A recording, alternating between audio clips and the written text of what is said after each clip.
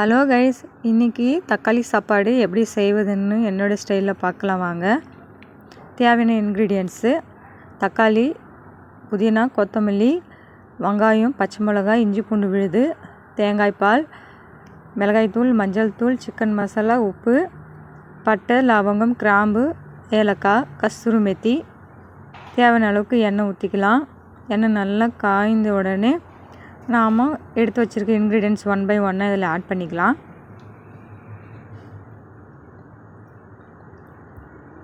பாருங்கள், ஆட் பண்ணியாச்சு. வெங்காயமும் அந்த மசாலா ஐட்டமும் பச்சை மிளகாவும் நல்லா வதங்கணும். நல்லா வதங்கிட்ட உடனே இப்போது இஞ்சி பூண்டு விழுது ஆட் பண்ணிக்கலாங்க.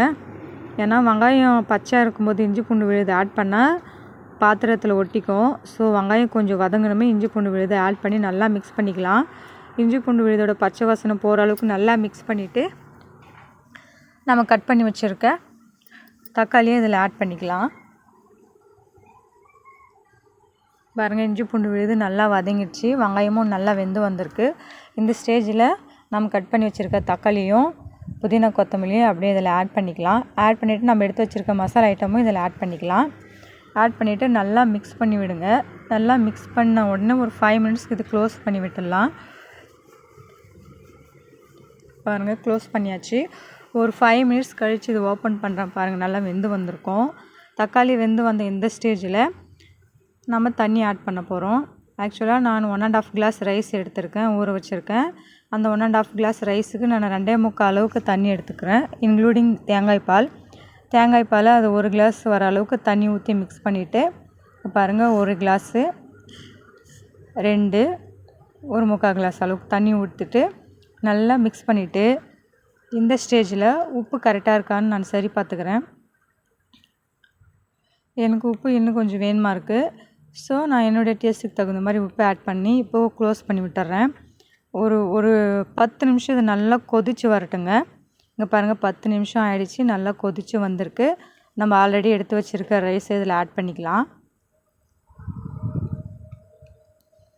ரைஸை ஆட் பண்ணிவிட்டு நல்லா மிக்ஸ் பண்ணி ஒரு 5 மினிட்ஸ் க்ளோஸ் பண்ணி விடுங்க. 5 மினிட்ஸ் கழித்து இதை நல்லா கலக்கி விடணும், இல்லைன்னா அடி பிடிச்சிரும். இங்கே பாருங்கள், 5 மினிட்ஸ் க்ளோஸ் பண்ணியாச்சு. 5 மினிட்ஸ் கழித்து ஓப்பன் பண்ணிவிட்டேன். திரும்பவும் ஒரு கலக்கிட்டு திரும்பவும் ஒரு 5 மினிட்ஸ் க்ளோஸ் பண்ணி விட்டுருங்க. பாருங்கள், இப்போ தம் போகிற ஸ்டேஜுக்கு ஆகிடுச்சு. இந்த ஸ்டேஜில் நம்ம தம் போட வேண்டியது தான்.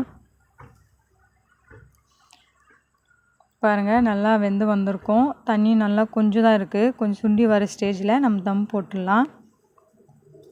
நல்லா மிக்ஸ் பண்ணி விட்டுட்டு தம் போடுங்க, இல்லைன்னா அடி பிடிச்சிடும். ஸ்டவ் ஆஃப் பண்ணிவிடுங்க.